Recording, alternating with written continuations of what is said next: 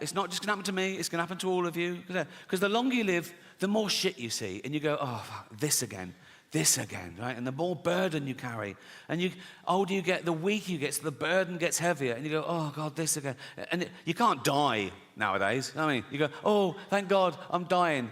Oh, fuck, I'm back. You know what I mean?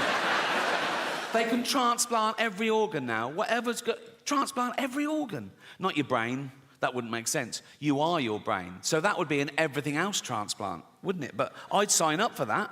I don't care about this. It's to get this round. If I could leave £1 million to science, so when I died, suppose when I died, my body's crushed, killed instantly, but my head's intact. They keep that on ice, wait for a body donor. Some poor bloke gets his head crushed, put my head on his body, and I'm back. I know. Statistically, I will get a bigger penis as well, so the odds are in my favour there, trust me. I wake up in the future, I see the scar, and I go, oh, that's all right. You know what I mean? I go, oh, you've always wanted a big knob? I go, yeah, I've always wanted a big knob. I go, let's have a little bit of me time, shall we? And I start, but then every time I look down, I go, oh, that's not my knob. Do you know what I mean? I go, oh, that's not my knob. Oh, that's not my knob. It's not my hand either, carry on. It's like, you know what I mean?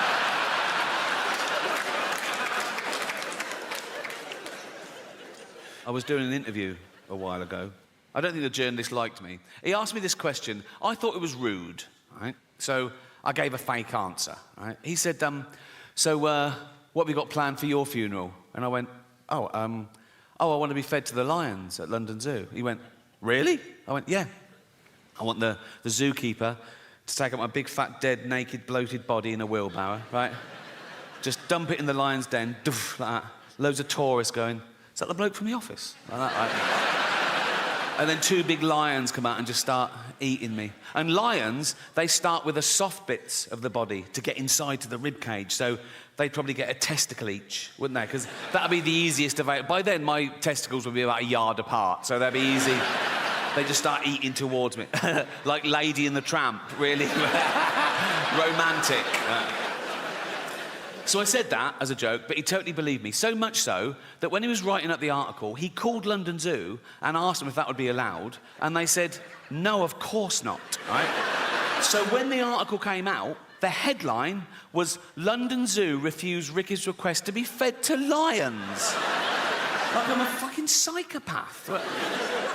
My point is, you can't worry about what happens after you die. Don't live your life, let someone else worry about it. You're dead, you've done your bit, right? I know some people who really are stressed about what happens after they die, some religious people, and they believe in heaven and hell and all that. So now they're getting a bit, oh, have I been good enough? I mean, great, heaven's great, but hell, oh God, what if I go to hell? And I go, there's no hell.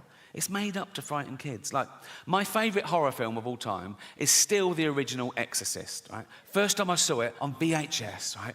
I was blown away. I watched it again straight away. I loved it, right? And there's a bit in that that's meant to be the really poignant bit.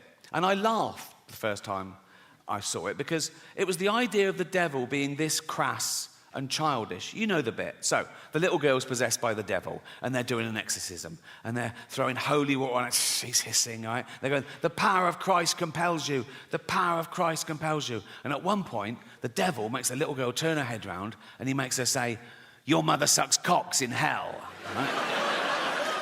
And the bloke, she said, he's devastated.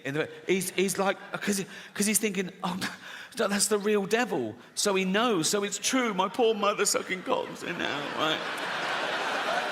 If scientists actually found the devil, I was wrong. There isn't it. They found the devil, they tested him, it was peer-reviewed, it won the Nobel Prize for fucking everything, because it'd be the greatest discovery of all time, right? And I'd look at the science, I'd be mind-blown, but I'd go, well, you've got to follow the science. So, you know, yeah, I believe in the devil. I wouldn't even be belief, it would be knowledge. I'd want to meet him. If the devil actually existed, I'd want to see it for my... As long as I was safe, I don't know what makes you safe from the devil, but if he existed, we'd find out, wouldn't we? Like, vampires live forever, but now we know a bit of garlic really fucks them up. So we discover something, like if you put a devil in a cage with a sprig of parsley on top, he's weak or something, right? And I'd meet the devil, right? And I'd go for an order, and I'd go, he'd be there. I'd go, you the devil? He'd go, yeah, right? And then he tried to hurt my feelings, and that was his best shot. And he went, Rick, I go, what? He goes, your mother sucks cocks in hell. I go, pfft. I don't care. I don't. One, she's dead. Two, she was heterosexual. Three, she never had her teeth in towards the end. So, no. But it's hell. Think of all the terrible things that could be happening to her. Being raped by red-hot pokers, rats eating her eyes. My mum gets cock duty. Go on, girl. That has got to be one of the better jobs in hell. And it's like, terrible job on earth. I've never sucked a cock in my life. I never will. But if I died and I'm in hell, right? Tortured for eternity, I'd see the first cock, I'd go, I'm on this. Not a problem. Not a problem. I'd be looking around seeing people skinned alive. I'd chow down. I'd be looking over the big man going, I'm doing a great job here, leave me on this. And there's the devil with a clipboard looking a bit confused. No one's ever gone straight for the cock. But he goes, OK, carry on. I go, what if he then went, I mean, I did have you down for ironing. I go, fuck.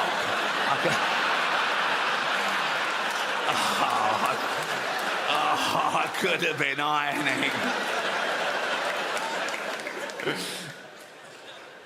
Who's getting their cock sucked in hell? That's what I would. Because we're there for punishment, and that's a little treat. Do you know what I mean? It's like, I'd be there, right, thinking, feeling a bit smug, right, and I'm thinking, oh, this is great. Not great, but, you know, I'd be...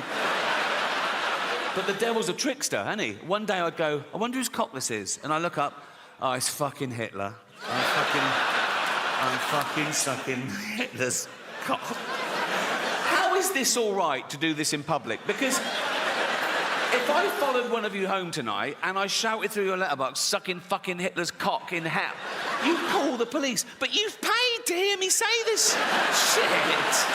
Fuck you guys. Oh.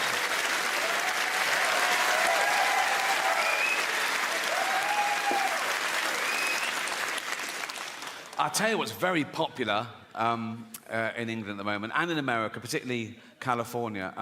Mental illness. Oh, it's taken off. It's taken off a trip. When I was at school, you were either thick or clever, normal or mental, right?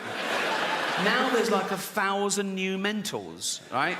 And it used to be a stigma. They go, I'm not mental. Now people go, I'm mental. You know what I mean? They want to, I'm mental.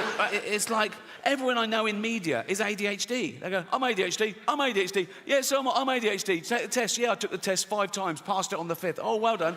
Right? They go, and it's like, I'm writing a song about it, I'm writing a poem about it, I'm writing a book about it. Oh, well, yeah. And they brag about it. They put it in their CV and in their... it's got disorder. When did we start bragging about having a disorder? 20 years ago, you wouldn't have got given a business card and it said Ron Pike, anal warts. You know, just... keep it to yourself. No one cares. I think the new pandemic amongst the youth is going to be fear and anxiety, because now we've had a whole generation who grew up with social media. Instant gratification doesn't build character. They're not socialized properly. They can't deal face to face with people because they're used to hiding behind an identity and an avatar, and now they've got teachers and parents enabling their mental illness as opposed to trying to snap them out of it. And now they fear the thing they once loved. They're worried about the internet and AI. Young people are really worried about artificial intelligence. And I say this about AI. If it starts becoming a burden, switch it off, right? Like we did Nan. And...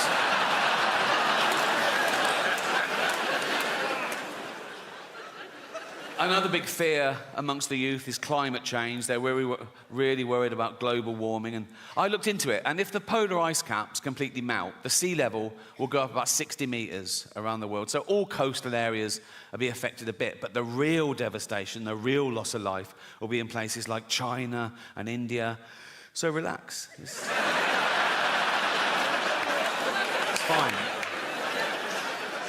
But we all suffer from a bit of mental illness. We're all on the spectrum, aren't we? We've all got a little bit of OCD or anxiety or whatever. Like I'm a hypochondriac, right? Every morning I wake up and I think, right, what's wrong? Like, I go, what's that? That wasn't there yesterday. What's that? And I Google it. I think, what? And I catastrophize as well. So I Google it and And the first sort of like 5 or 6, I'm fine with. Like, it goes, it could be anxiety, yeah, could be lack of sleep, yeah, I didn't sleep. Could be lack of fibre, yeah, I'll have some more fibre. Could be lack of vitamin B, I'll get it. And then I just keep pushing me, like, it goes, could be cancer. I goes, it's cancer, it's cancer. Like that. Once I came out of the bathroom and I went, Jane, I think I've got bowel cancer. She went, we had beetroot last night. I go, oh yeah, cheers.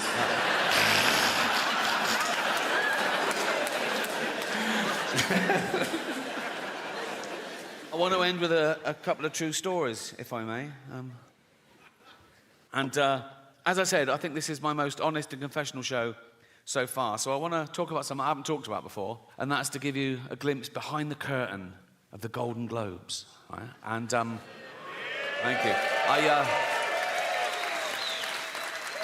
I last hosted the Golden Globes in 2020. It was the 5th time over a 10-year period, and I liked them more and more, and the last one was my favourite, because the world changed in that 10 years. You know, like the first time I hosted them in like 2010, the press of America, they hated me. Right?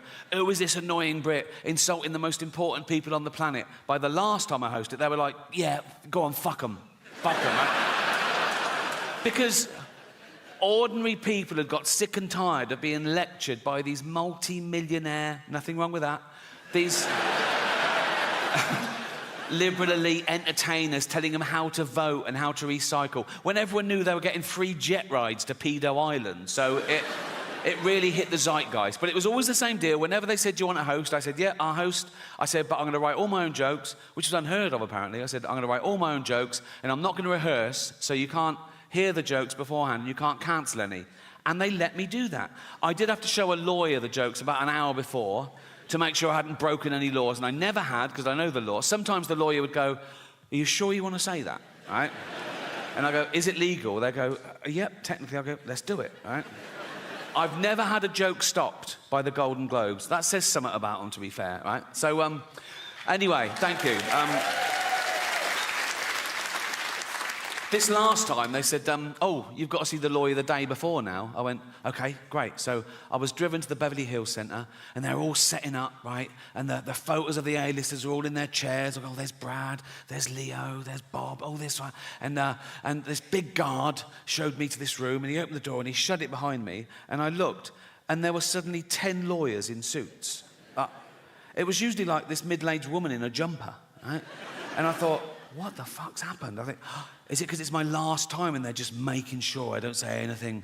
Right? And they were there, and I went, hi. They went, hi. I said, should I do the monologue? They went, please. Tough crowd. Right? So I had the monologue, right? And I was sort of going through, it was like 7 or 8 minutes long. So I was doing the jokes, and after each joke, I sort of looked up, and they were sort of going, making notes like that. A couple of the younger ones were going, like that, right? And I got to the end, and I went, that's it. And they went, good. I went, oh, great. I went, yeah. And then the head lawyer, he was about 60 years old, he had like white hair. He went, oh, yes, there was one thing. Now, I did this joke, I don't know if you remember.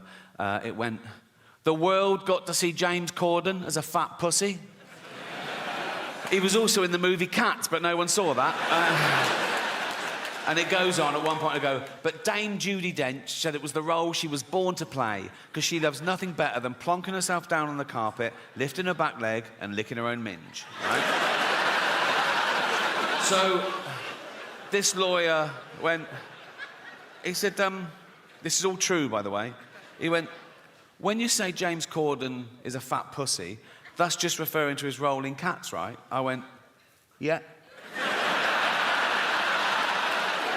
Yeah, definitely. Nah. And he went, OK, great. I thought, this is easy. I wanted to go, call yourself a lawyer, right? And that was it. And I went, have a great show. And I left. And as I was leaving, I saw one of the other lawyers lean in and show this head lawyer his iPhone. And the head lawyer went, oh, yeah. He went, oh, sorry, Ricky, can you come back a minute? Right, so I'm there. I went, yeah. So he had the phone there. They'd looked up the word minge. I thought I'd gotten away with it, right? So it's now like I'm getting told off. And the head lawyer said, now it says here that the word minge is a derogatory term for female genitalia. I went, well, yeah, it's a slang word for vagina in England. You don't even use it here, do you? He went, no, we don't, but we go out around the world, and with due diligence, now we know it's derogatory, we'll have to bleep that word live. I went, don't bleep the word, like, because people at home won't know what I've said. It'll ruin I said, it's literally the punchline. He said, if it's derogatory, I said, well, what word could I use that you wouldn't bleep? And he went, well, you could say, so new, in fact, it's still evolving. I've got bits tonight I haven't done before, right? If I ad lib, I haven't even thought it before. And I have some terrible fucking thoughts. But you can't help that, can you? You can't choose your thoughts. They just appear. It's too late. You have a thought, and it goes, I'm a thought. And you go, oh, fuck, I've thought that. And then sometimes the thought will go, now say it. And I say it, and Netflix. My last show, Supernature, dropped on Netflix last year. Big backlash, wasn't there? Big backlash. People going, you can't say that. You can. You can. I did.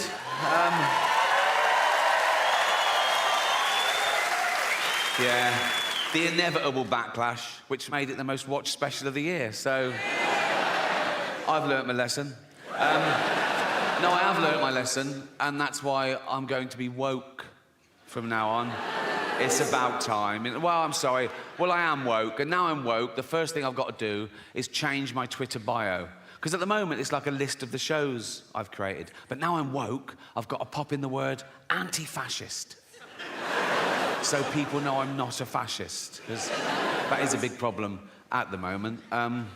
People come up to me on the street and they go, Rick, have you been imprisoning journalists? I go, no. They go, oh, interesting. They go, have you been gassing Jews? I go, no. They go, well, pop it in your bio then, you silly cunt.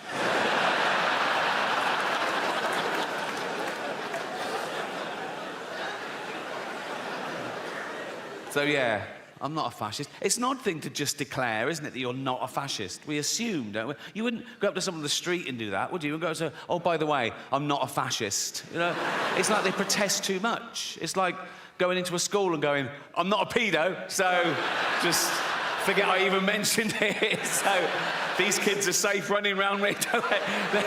They can run around naked for all I care. I'm not a pedo, so...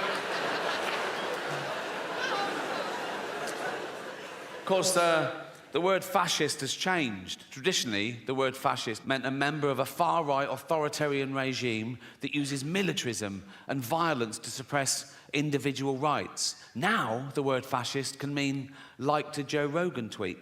So, words change, yeah? And that's part of the reason I'm going to become woke, is words change, and I don't want to be left behind, you know? I don't want to end up like my granddad in the 70s. Oh, he was all like, coloureds this and queers that. Oh.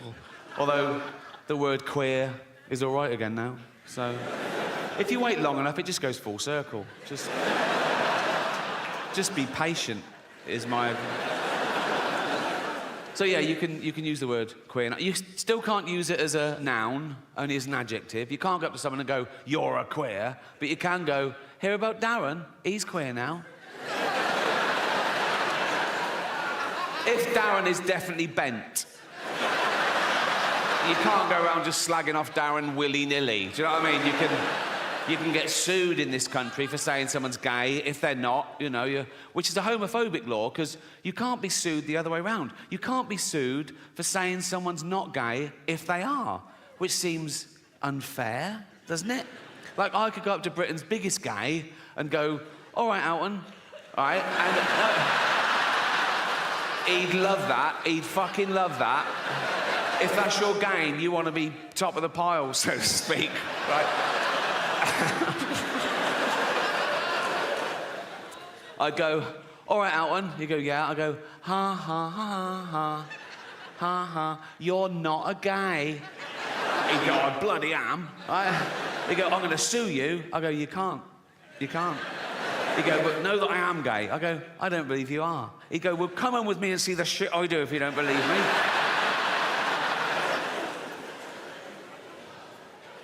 Of course, the word queer has changed. Again, traditionally, the word queer used to mean someone who was attracted to the same sex as themselves, a gay man. Right? Now, the word queer can mean a straight man who wants some attention. I'm all queer now. Are you? Yeah, I'm right queer now. I am. Are you? Yeah. What about your girlfriend? Yeah, she's queer and all. We're just two queers queering each other up. Suck a cock? Nah. No, didn't think so.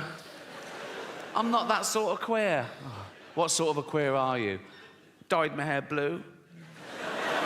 So did my grandmother, and she fucking loved cock, so what are we saying? I have no evidence for that. We never had that conversation. So words change, is my point. Like the word handicapped, right? Again, traditionally, that was the politically correct term, the all-inclusive term for cripples and shit, right? But then they went, no, we want to be disabled. They didn't want to be disabled. They said, we want to be referred to as disabled. We don't like the term handicapped anymore. Stop using it. Say disabled. And we went, okay, fine. And that's great. Just tell me the rules. And in fact, I'm a stickler for the rules. Like, if I was on a beach and a woman came running up and went, help, help, my handicapped toddler's drowning. I'd go, sorry, you're what, love? What? My handicapped toddler's drowning and he can't swim. Whoa, do you mean your disabled toddler is drowning? She go, yeah. I go, right, well, dead. Dead. Wasted too much time being woke, didn't I? Well, I am woke now and I can prove it. Here you go.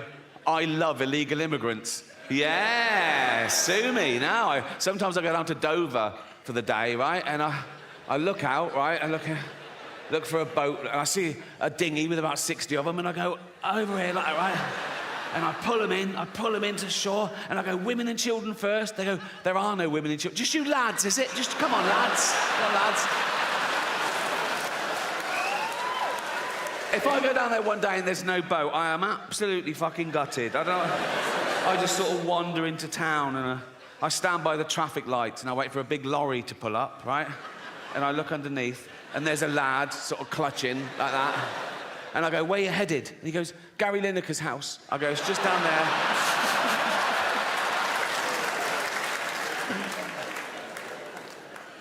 Yeah. Fuck borders. Fuck, we don't need borders, do we? Be like the Vikings. They didn't care about borders, did they? I've got a little bit of Viking blood in me. Well, we all have, because of all the raping they did. They say it was raping and pillaging, but I think it was mainly for the raping. I think they added the pillaging bit for the wives. I mean, they went down one day and went, right, we're off to Great Britain. Oh, why? Just a bit of pillaging. Just pillaging. Just pillaging, babe. All right. Why are you wearing your rape hat?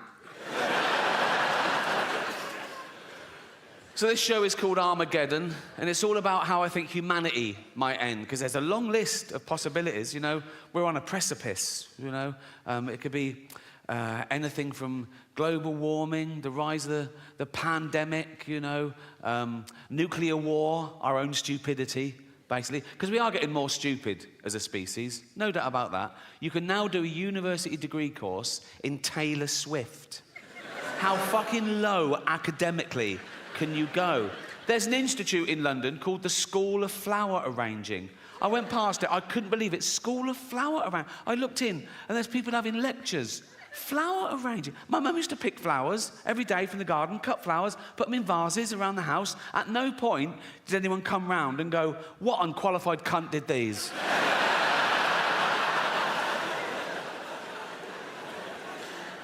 Yeah, the Earth is in a terrible mess, and it's my fault, my generation's fault, and the generation before, the boomers, with their deforestation and their fossil fuels, ruining the ozone layer, raising the temperature by a few degrees, so parasites, you know, bacteria, and these zootropic pandemics are just going to get worse and worse. Like, if you're 20 years old now, you're going to have a very different middle age to me. I've had the best 60 years of civilization, right? But if you're 20 now, in 40 years' time, you're going to be in your house wearing a mask, crying. Like you do now over jokes.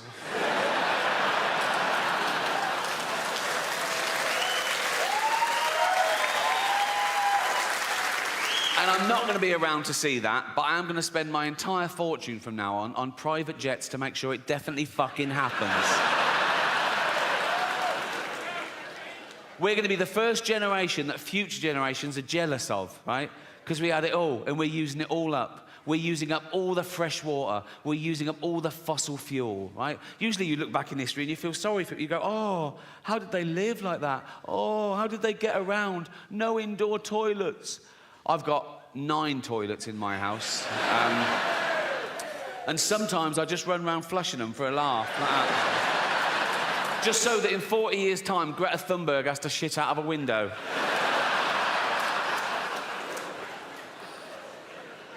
I've got 28 radiators. I always have them on full. Then I put the aircon on full, and it sort of settles at about 20 degrees. A lovely...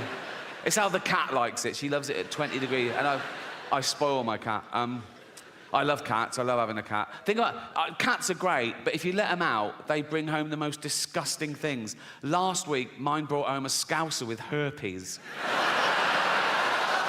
And it wasn't quite dead, so I had to get it by its legs and crack its head against the table. Ooh. And who cares? If humanity was wiped out today, the Earth would return to a paradise in a few hundred years. If we lose bees, we're a desert forever. We're not that important. We're just one species of narcissistic ape. And some people on social media get annoyed when I say we're apes, you know, religious types, Americans. One bloke said to me, "Speak for yourself, dude, I ain't no ape." And I sent back, "Well, you are, because we're all apes." He went, "Nah, what's a gorilla ever done? We've walked on the moon." I sent back, "What do you mean we? You've done fuck all. You've spelt moon wrong." It's weird, isn't it, when people take credit for the sort of rest of the species, because that's what's pushed civilization forward, you know, a few geniuses along the way. Like, there's 8 billion people on this planet. Most of us do nothing. We eat shit and die. Like, if there was a meteor heading towards Earth to definitely destroy it, 4 billion people would get down on their knees and pray to their particular god, and a few hundred scientists would work out how to get Bruce Willis up there to stop it. It's an odd concept, praying, for me. I can't work out how God decides. All those people praying at once for different things. Is it like best idea wins? Or is it a democracy? Like he puts things at each issue, he goes, right, votes for and against, you know? If it's a democracy, we're in trouble. We're a tiny nation. Like, next time there's a flood warning in the West Country, if we're all going, oh, I hope everyone's okay. If the whole of China is going, yeah, fuck Bristol. There's a billion of them. More about China later.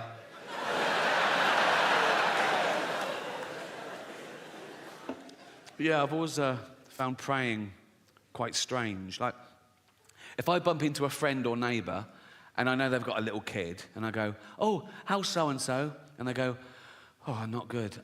He's in intensive care. We don't know if he's going to pull through, but I pray every night.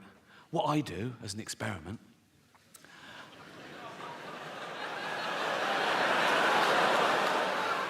I go home and I pray twice that he doesn't make it. I don't do that. On a serious note, I've been doing a lot of video messages recently for terminally ill children, and only if they request it, obviously. I don't burst into hospitals and go, wake up, Baldy. Look, me twerking on TikTok. Look. No, I did a lot through the pandemic, presumably because they couldn't even see their own family. And it's through Make-A-Wish Foundation. Do you know the charity Make-A-Wish Foundation? They're great, and they give these dying kids their, like, one wish. And if it's me, I always say yes. And I always start the video the same way. I go, why didn't you wish to get better? What, you fucking retarded as well? I don't do that either, OK? These are all jokes, all right? I don't even use that word in real life, the R word. You just used it, Rick. Yeah, in a joke. That's not real life, is it? I'm playing a role. You sounded pretty convincing. Yeah, because I'm good. You wouldn't level that accusation at other art forms. You wouldn't go up to Sir Anthony Hopkins and go, I saw you in Silence the Lambs. You a